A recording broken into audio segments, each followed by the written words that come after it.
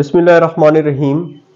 अजीज़ तलबा, हमने टेंसेस पढ़ने का आगाज़ किया हुआ है और आज इस सिलसिले में हमारी ये तीसरी क्लास है। इससे पहली क्लास में हमने प्रेजेंट इंडेफिनिट टेंस का आगाज़ किया था। उसी सिलसिले को आगे बढ़ाते हुए मैं आपके लिए बोर्ड पे एक दो फिकरात लिखता हूँ। आपने मुझे बताना है कि आया ये फिकरात प्रेजेंट इंडेफिनिट टेंस के मयार पे पूरे उतरते हैं या नहीं। आइए बिस्मिल्लाह करते हैं।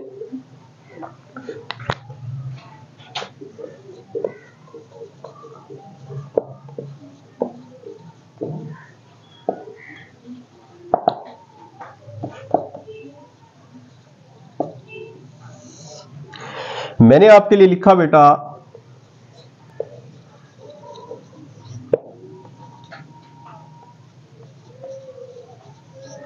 आई सिंग अ सॉन्ग। फिर मैंने लिखा ही राइट्स अ बुक। मैंने आपके लिए ये दो फिकरात लिखे हैं।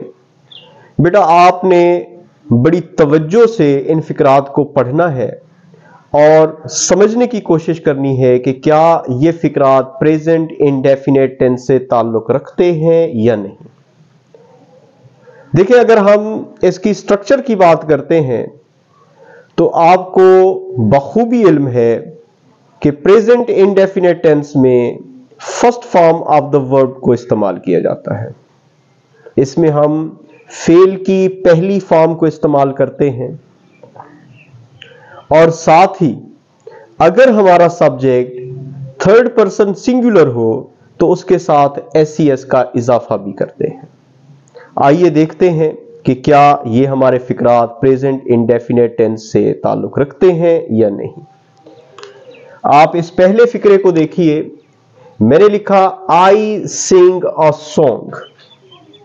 मैं गीत गाता हूं।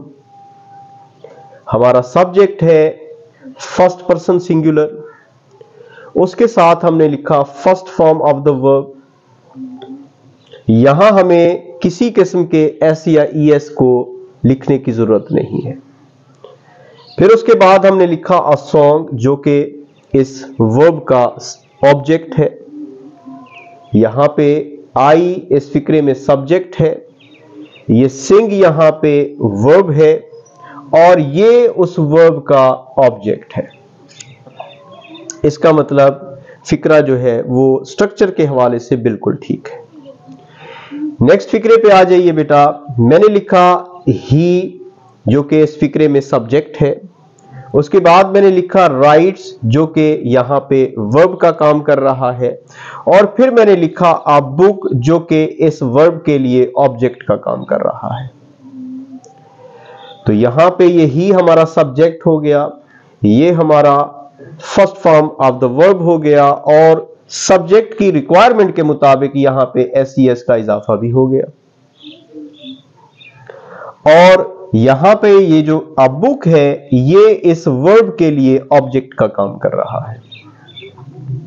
तो इसका मतलब ये हुआ कि स्ट्रक्चर के हवाले से ये जो फिकरात हैं ये प्रेजेंट इंडेफिनिट से ताल्लुक रखते हैं।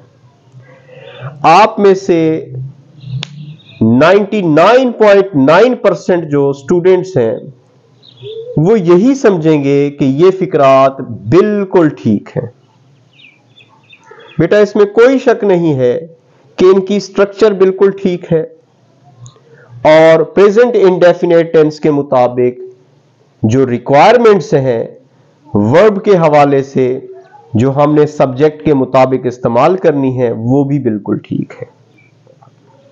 लेकिन अब हम देखते हैं कि क्या ये प्रेजेंट इंडेफिनिट टेंस के मयार पे पूरे उतरते हैं या नहीं।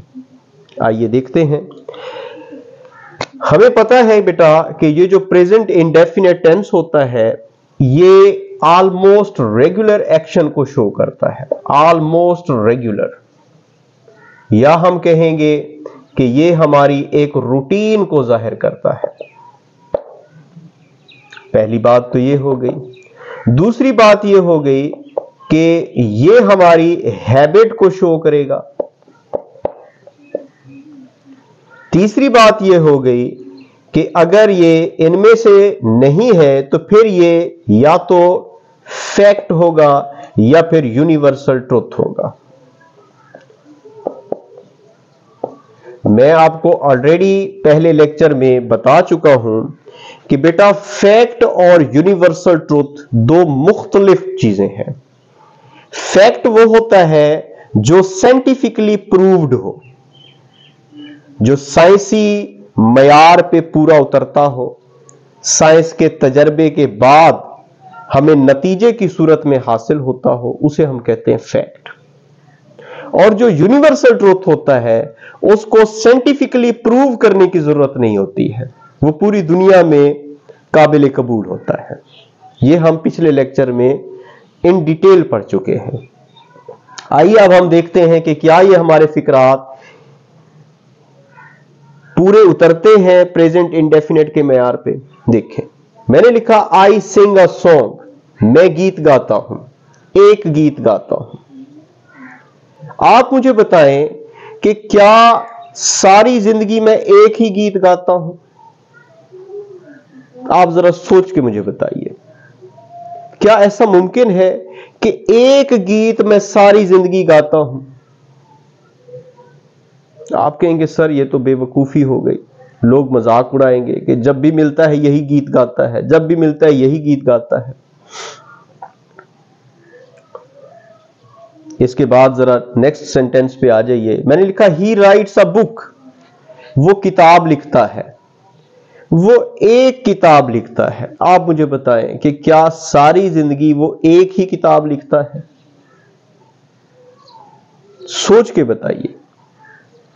ऐसा मुमकिन है कि एक इंसान जो है वो एक ही गीत सारी जिंदगी गाता है, बचपन से लेकर मरते दम तक, और जब से होश संभाला है, जब से लिखना उसने स्टार्ट किया है, वो एक ही किताब लिखता है और सारी जिंदगी एक ही किताब लिखता है?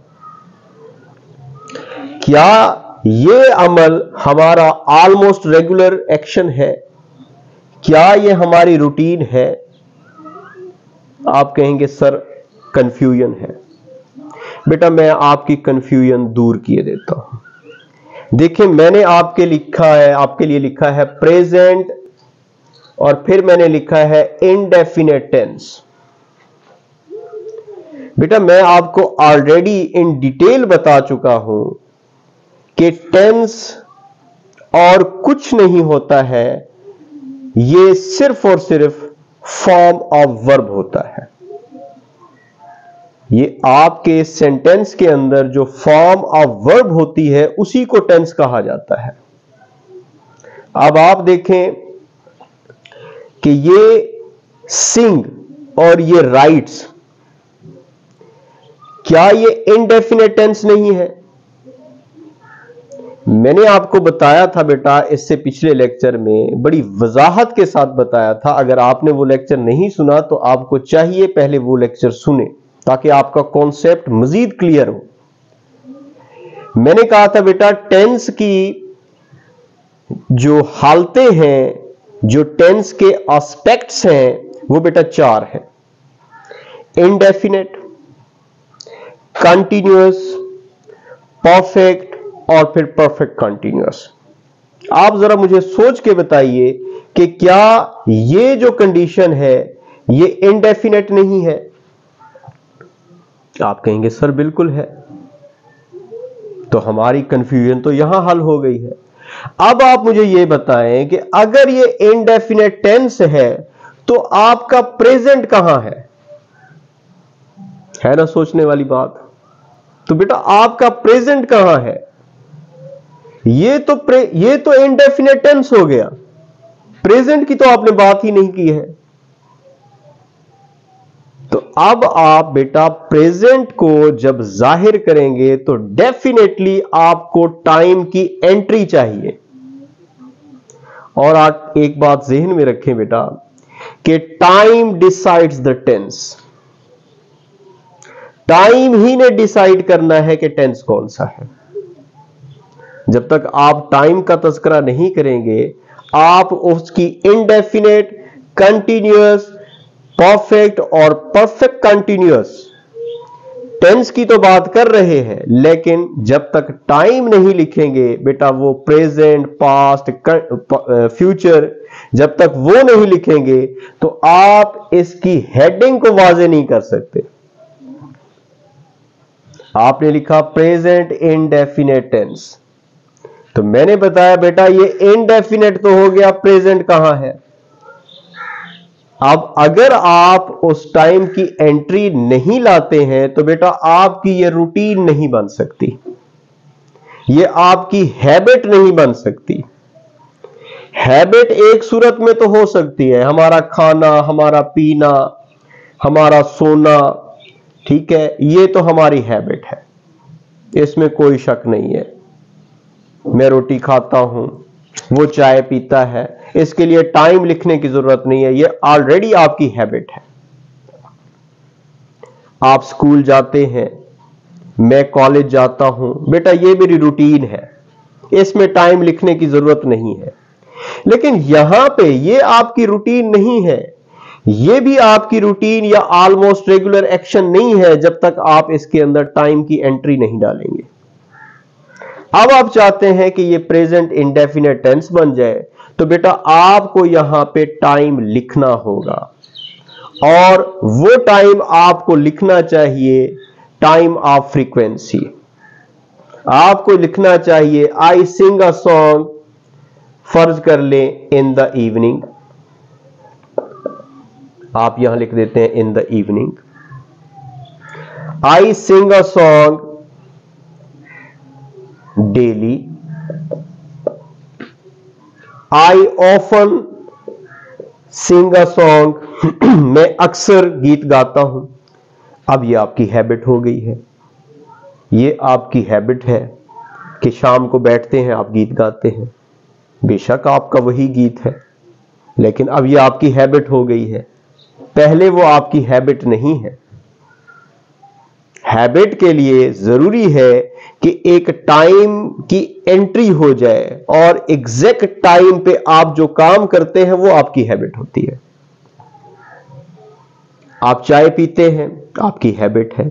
इसको मजीद क्लियर करने के लिए आप लिखते हैं कि मैं शाम को चाय पीता हूं, मैं खाने के बाद चाय पीता हूं, मैं शाम को चाय पीता हूं, मैं सुबह को चाय पीता हूं।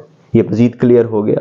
लेकिन खाने पीने के हवाले से अगर आप टाइम नहीं भी लिखते हैं तो वो आपकी हैबिट शो हो जाती है।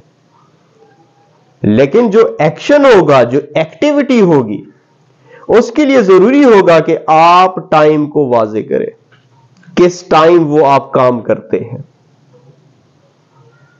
नीचे आ जाइए जरा। ही राइट्स अ बुक, वो किताब लिखता है। सारी जिंदगी तो एक किताब नहीं लिख सकता ना बेटा। अब आपको चाहिए ही राइट्स अ बुक मंथली, आप यहां मंथली लिख दें। महीने में एक किताब लिखता है। He writes a book in a week, वो एक हफ्ते में किताब लिखता है। इन अ मंथ लिखता है, इन अ ईयर लिखता है, एक साल में लिखता है। तो जब तक आप बेटा टाइम की एंट्री नहीं डालेंगे, आपका ये टेंस प्रेजेंट नहीं हो सकता, क्योंकि हैबिट, आपकी रूटीन, ये माजी में भी हो सकती है, ये हाल में भी हो सकती है, यहां तक कि फ्यूचर में भी आप इनका तज़किरा कर सकते हैं अगर आप ट्रेडिशनल इंग्लिश पढ़ें।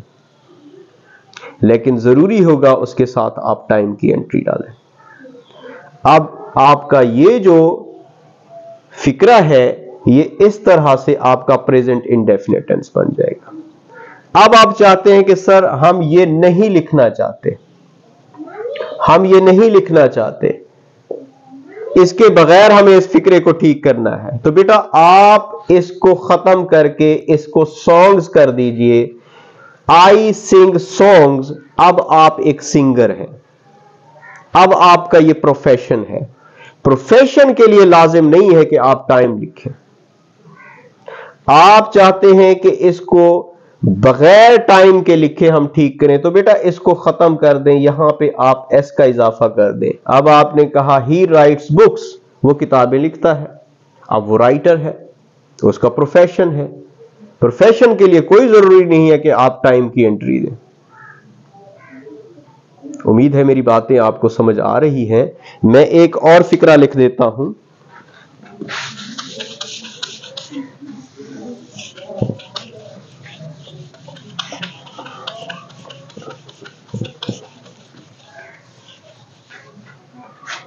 मैंने एक और फिक्रा लिखा बेटा,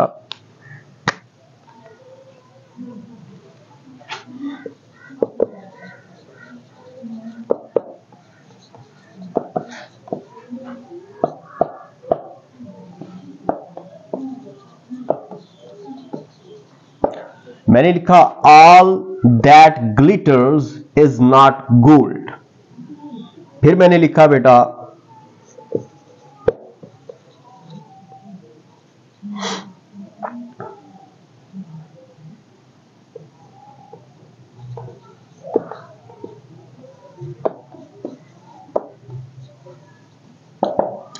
the sun sets in the waste.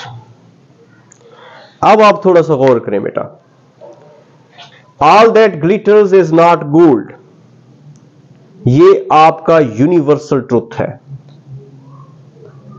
जो दिखता है वो होता नहीं है, हर चमकती चीज सोना नहीं है, जो आपको नजर आता है हकीकत में कुछ और होता है। ये आपका यूनिवर्सल ट्रुथ है। आपको इस तरह की बात को साइंटिफिकली प्रूव करने की जरूरत नहीं है। नीचे आ जाइए, the sun sets in the west, सूरज मगरिब में गुरूब होता है, सूरज मगरिब में जाके ढल जाता है। बेटा ये आपकी यूनिवर्सल ट्रुथ है, आपको इसे साइंटिफिकली प्रूव करने की जरूरत नहीं है। हर कोई जानता है इस दुनिया के अंदर कि सूरज मगरिब में ही गुरूब होता है, वो मशरिक से निकलता है और मगरिब में गुरूब होता है। अगर मैं कहता हूं, मिसाल के तौर पे वाटर की मिसाल दे देता हूं, water boils at 100 degree Celsius, तो बेटा अब ये जो फिक्रा मैंने लिखा है ये आपका यूनिवर्सल ट्रुथ नहीं है, ये आपकी फैक्ट है, क्योंकि ये बात हमारे लिए साइंटिफिकली प्रूव कर दी गई है। ये बात साइंटिफिकली प्रूव्ड है और इसको साइंटिफिकली प्रूव करने की जरूरत नहीं है, ये यूनिवर्सल ट्रुथ है। हर कोई जानता है कि सूरज मगरिब में गुरूब होता है और हर चमकती चीज सोना नहीं होती है। लेकिन ये वाला जो फिक्र है आपका, ये फैक्ट है। आपकी जो फैक्ट होती है, आपका जो यूनिवर्सल ट्रुथ होता है बेटा, ये प्रेजेंट इंडेफिनेट होता है, क्योंकि आप जब भी इसको बयान करें, चाहे जब भी आप 100 साल पीछे चले जाएं, 100 साल आगे चले जाएं, जब भी पानी को उबाला जाएगा बेटा, वो 100 डिग्री सेल्सियस पे आके उबलना शुरू हो जाएगा। और ये वाली बातें माजी में भी सच थी, आज भी सच हैं और आगे चल के भी सच होंगी। तो इनका टेंस हमेशा प्रेजेंट इंडेफिनेट रहता है। उम्मीद है मेरी बातें आपको समझ आ रही हैं। ये जो हम प्रेजेंट इंडेफिनेट टेंस कहते हैं, दर हकीकत वो इन्हीं फैक्ट्स और यूनिवर्सल ट्रुथ्स की बिना पे होता है।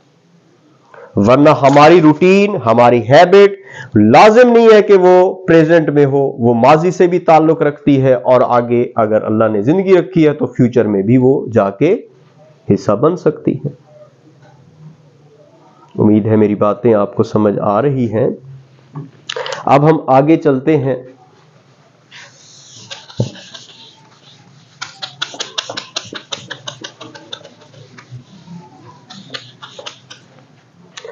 हम इसकी स्ट्रक्चर की बात कर लेते हैं। प्रेजेंट इंडेफिनेट टेंस में हमारे पास सब्जेक्ट होगा, हमारे पास वर्ब होगा और वर्ब की फर्स्ट फॉर्म होगी, और इसके बाद लाजिम नहीं है कि ऑब्जेक्ट हो। अगर लिखा होगा तो ठीक है, वरना लाजिम नहीं है। लाजिम क्या है? सब्जेक्ट और फिर वर्ब। अगर हमारा सब्जेक्ट थर्ड पर्सन, अगर हमारा सब्जेक्ट जो है वो थर्ड पर्सन सिंगुलर हो,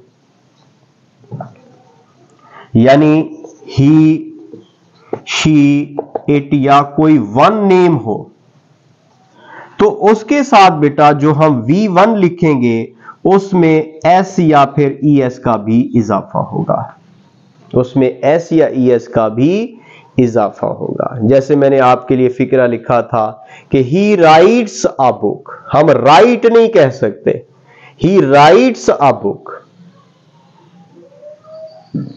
अगर हमने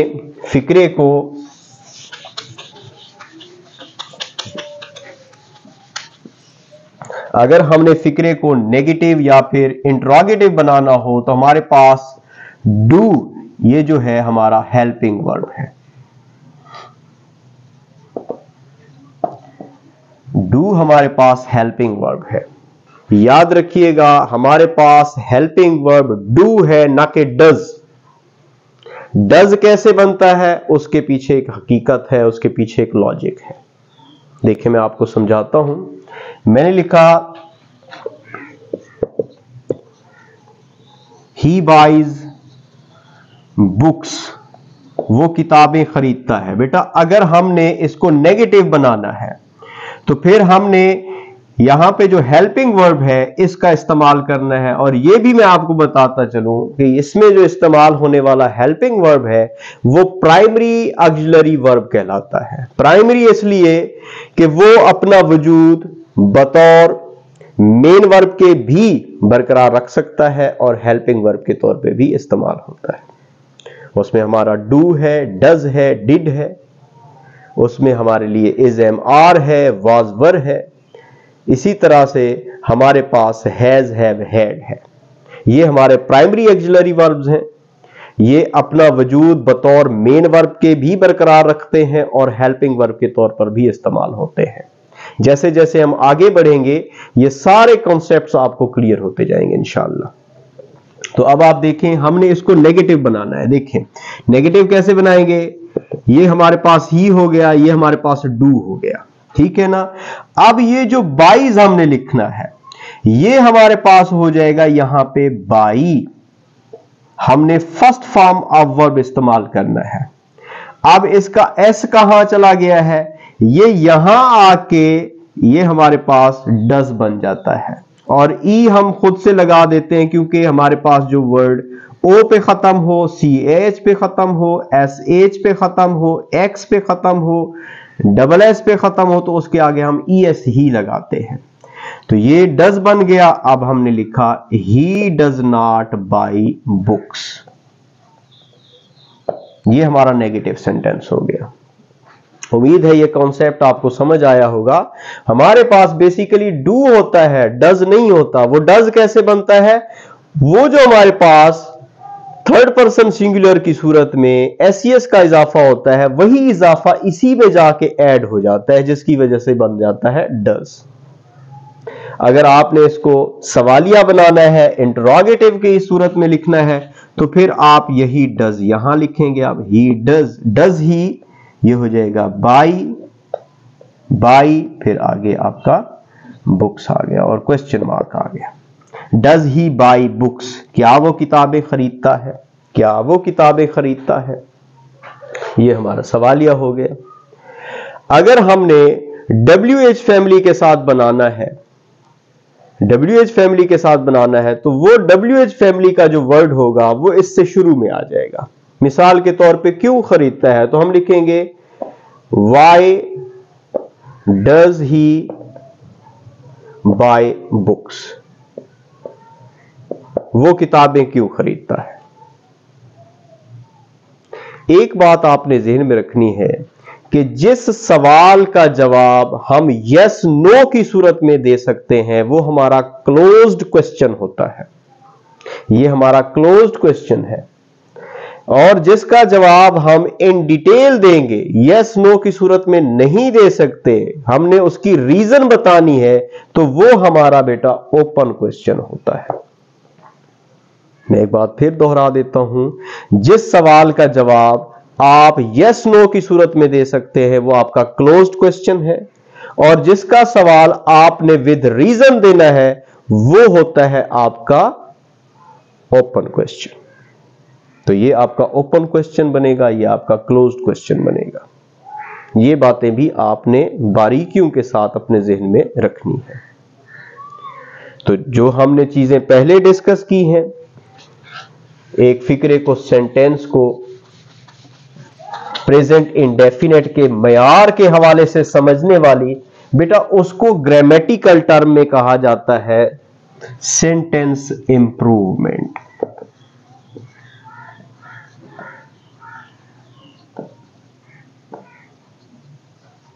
उसको हम कहते हैं बेटा सेंटेंस इंप्रूवमेंट। जब तक फिक्रा मुकम्मल तौर पे प्रेजेंट इंडेफिनेट टेंस के मयार पे पूरा नहीं उतरेगा, हम उसे प्रेजेंट इंडेफिनेट टेंस का नाम नहीं दे सकते। हम देखेंगे कि आया उसके अंदर फर्दर मजीद इंप्रूवमेंट हो सकती है, अगर हो सकती है तो वो हम करेंगे, ताकि हमारा जो फिक्रा है वो प्रेजेंट इंडेफिनेट टेंस के ऊपर, मयार के ऊपर पूरा उतरे। तो आज हमने प्रेजेंट इंडेफिनेट को स्ट्रक्चर के हवाले से समझा। इंशाअल्लाह इससे अगली वीडियोस के अंदर हम इसे देखेंगे कि इसका यूसेज कहां कहां होता है। आप हमारे साथ जुड़े रहिए इंशाअल्लाह। और फिर वही मेरी गुजारिश होगी कि बेटा ये इल्म है, इसको फरोग दे। जैसे मैं आपको पढ़ा रहा हूं सदका जारिया के तौर पे, आप भी इसको फरोग दें, दूसरों को सिखाएं, इस पे कभी नाज ना करें, बराए करम इस पे कभी ना इतराएं, कभी ना नाज करें। बेटा जो कुछ सीखा है आगे सिखाएं, यह आपका फर्ज है। इल्म का फैलना ही, इल्म का फरोग पाना ही हमारा मकसद होना चाहिए, हमारा नस्बुल ऐन होना चाहिए। तो इस उम्मीद के साथ कि आप मेरी बातों पे अमल करेंगे, इंशाअल्लाह आपसे इजाजत चाहूंगा। मिलते हैं फिर अगली वीडियो में इंशाअल्लाह। तब तक के लिए अल्लाह हाफिज।